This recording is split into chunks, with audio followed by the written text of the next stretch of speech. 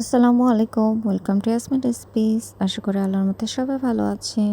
আজকে অনেক মজাদার একটি স্ন্যাক্স আইটেম তৈরি করে দেখাবো। আমি এখানে কয়েকটা চিকেন পিস নিয়েছি, পরিমাণ মতো পানি, কাঁচামরিচ বাটা, আদা রসুন বাটা, হলুদ, লবণ দিয়ে আমি আগে চিকেনটাকে কিছুক্ষণ সেদ্ধ করে নিয়ে নেব।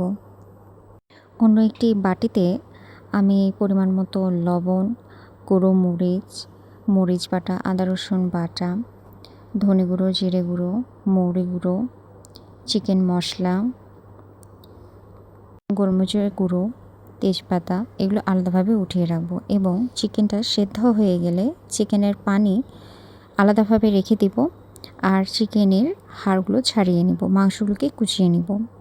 ফ্রাইং প্যানে আমি তেল, পেঁয়াজ, কাঁচামরিচ, রসুন কুচি এবং গাজর, মটরশুঁটি, ব্রকলি, স্প্রিং অনিয়ন,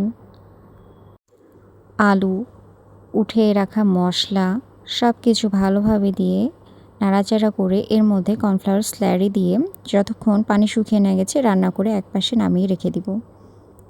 এখন আমি কড়াইয়ে পরিমাণ মতো পানি, লবণ এবং আটা দিয়ে ডো বানিয়ে নিব এবং নিজের পছন্দের মতো আপনারা এই পিঠাগুলোর ডিজাইন করতে পারেন।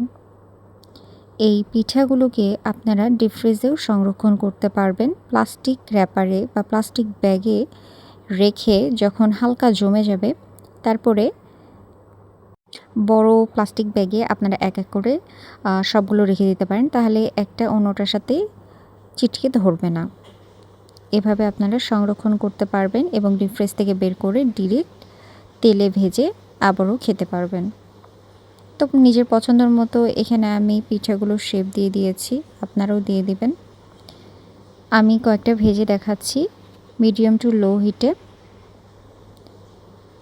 এই মজাদার রেসিপিটি আপনাদের কেমন লেগেছে সবাই অবশ্যই জানাবেন, ট্রাই করে দেখবেন খেতে কেমন। আর এই যে আমি বাকিগুলো এইভাবে ডিপ ফ্রিজে রেখে দেব। সবাই ভালো থাকবেন, সুস্থ থাকবেন। আল্লাহ হাফেজ।